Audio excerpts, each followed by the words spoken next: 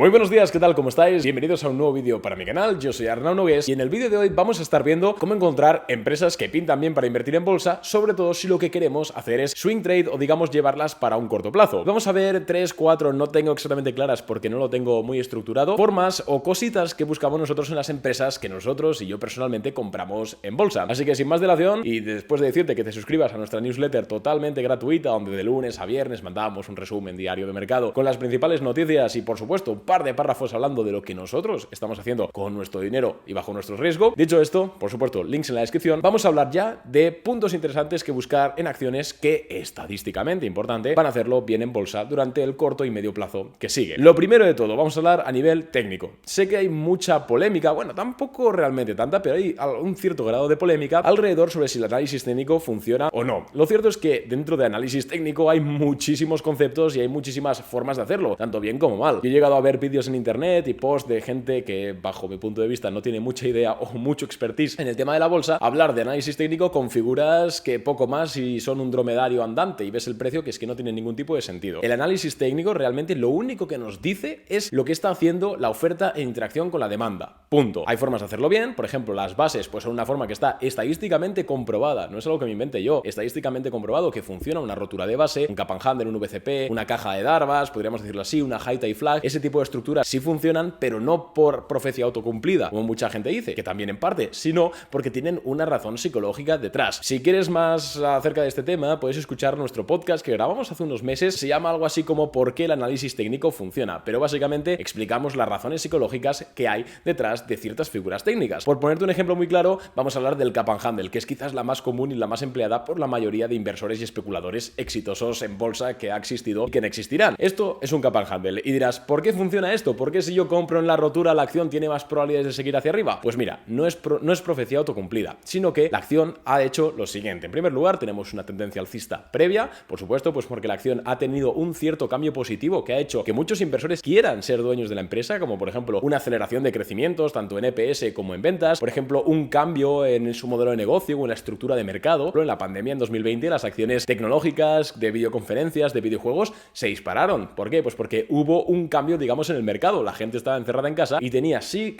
o sí que emplear este tipo de herramientas digitales. También puede ser una innovación, como puede ser Xerox en los 60s con esa impresora en papel normal, puede ser Apple en el año 2007 con los iPhone, puede ser Microsoft, hay Amazon, un montón de empresas súper exitosas que en cierto momento hay una razón X por la cual se vuelve interesante comprar las acciones. Entonces empieza a subir la bolsa, empieza a subir el mercado, empieza a subir el precio, hasta que llega un punto en el cual los tenedores de acciones de antes de todo esto deciden realizar beneficios. Entonces la acción empieza a caer. Esto es lo que estamos viendo, el inicio del cap, ¿no? De la taza con asa, pues de la taza. ¿Qué ocurre? Que esta acción sigue reportando buenos crecimientos en ventas y en beneficios por acción, por lo cual muchos inversores dicen, que quizás nos hemos pasado vendiendo acciones de esta empresa y sigue siendo interesante comprar sus acciones, por lo cual empieza a rebotar el precio, hasta que vuelve a llegar a la zona de máximos anteriores, donde empieza a producirse el handle, la asa de la taza con asa, si queremos verlo así. ¿Y por qué se produce este handle? Lo mismo, no es por teoría autocumplida, sino que es porque hay una razón psicológica detrás, y es que muchas personas en la subida del rally primero, como se empezó a ver FOMO, empezaron a perseguir el precio, compraron en lo más alto. ¿Qué pasa? Que esas personas se han quedado pilladas, y por como es la naturaleza humana, lo que ocurre es que cuando te quedas pillado, muchas personas piensan, bueno, pues voy a poner una orden de venta al mismo precio que compré yo para salirme al menos sin ganar ni perder. Es por eso que muchas empresas, cuando vuelven a llegar a sus máximos anuales o máximos históricos, recortan un poquito hasta seguir tirando, porque se ejecutan todas estas órdenes de venta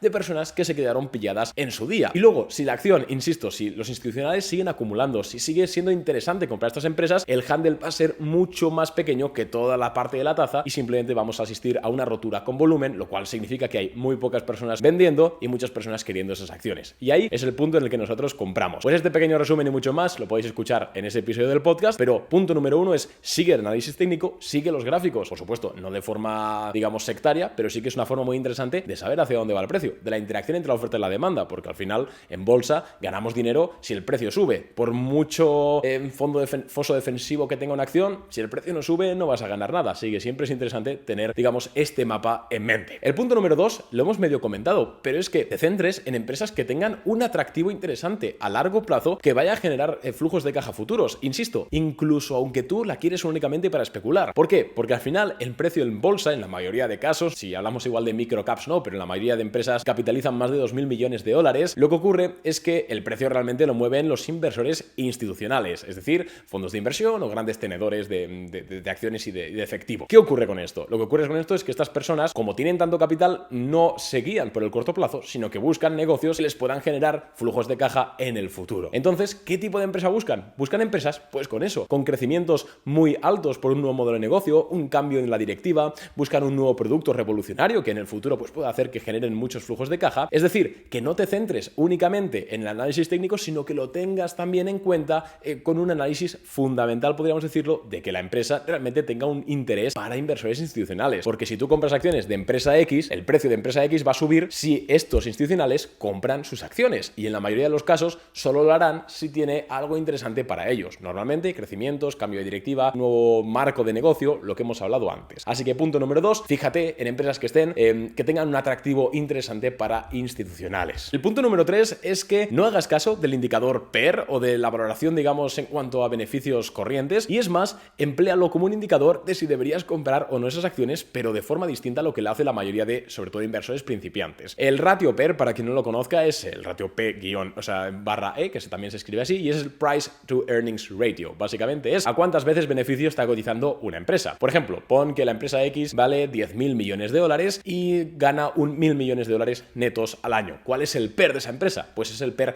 10. ¿Qué significa esto? Que está cotizando a 10 veces beneficios de ese año actual en bolsa. Muchos inversores se centran en empresas con ratios PER bajos. ¿Por qué? Porque dicen, ostras, si esta empresa está cotizando a una valoración menor, mi margen de seguridad es mayor, ¿no? Digamos que no estoy comprando nada muy sobrevalorado. Aunque es cierto que el ratio PER, esto es un vídeo al final, podríamos estar horas hablando, hay muchas consideraciones adicionales, pero en términos generales, el ratio PER indica las expectativas que tiene el mercado acerca de una empresa. Y esto es como el viejo dicho de que nadie da duros a 4 pesetas, y es cuando nosotros encontramos una empresa que está cotizando a un ratio PER muy bajo o significativamente más bajo que el resto de su industria, normalmente es por algo, normalmente es porque es una empresa o con mucha deuda, o una empresa ya muy estable, o una empresa en declive, una empresa madura, una empresa con una directiva que no está funcionando bien, y normalmente, y esto está estudiado en un estudio que hizo William O'Neill para Investors Daily Business, si no recuerdo mal, que abarca acciones desde el año 1880 hasta el 2007, hasta la crisis de 2007, lo que descubrió es que las empresas con menores ratios PER, es decir, con ratios PER por debajo de la media de su sector, se comportaron peor que las empresas con más ratio PER. Es decir, vuelvo a repetir porque esto es contraintuitivo, pero las empresas con más caras, con mayor valoración PER, se comportaron a medio y largo plazo mejor en bolsa que las empresas con PERs bajos. Entonces, cuando tú estés seleccionando estas acciones, busca lo que hemos dicho antes, que estén en momento de compra a nivel técnico, una salida a un cap and handle, una rotura de high tie flag, una rotura de VCP, lo que sea. Busque también que tengan una razón real por lo que los institucionales lo demanden, ¿no? Crecimientos, cambio de directiva, cambio en el marco de mercado, lo que sea. Y también fíjate en el ratio PER porque nos va a indicar el interés que hay detrás. Una empresa con un ratio PER alto tiene más probabilidades de seguir al alza. Y es que cuando se estima que una empresa va a hacer muchos crecimientos, luego este ratio PER se va a terminar normalizando. Esto es muy interesante que lo veamos porque muchos inversores principiantes tienden a no entender muy bien este concepto. Y por último, quiero hablarte del concepto de la fuerza relativa. La fuerza relativa, o en inglés Relative Strength, RS, se suele indicar así, es básicamente cómo se comporta una acción en específico comparada con el resto del mercado. ¿Y qué queremos buscar nosotros como especuladores de éxito? Pues lo que queremos buscar nosotros son empresas con una fuerza relativa mayor que la mayoría de las empresas del mercado. Es decir, que cuando el mercado en general corrija un 1%, esta empresa igual no corrija o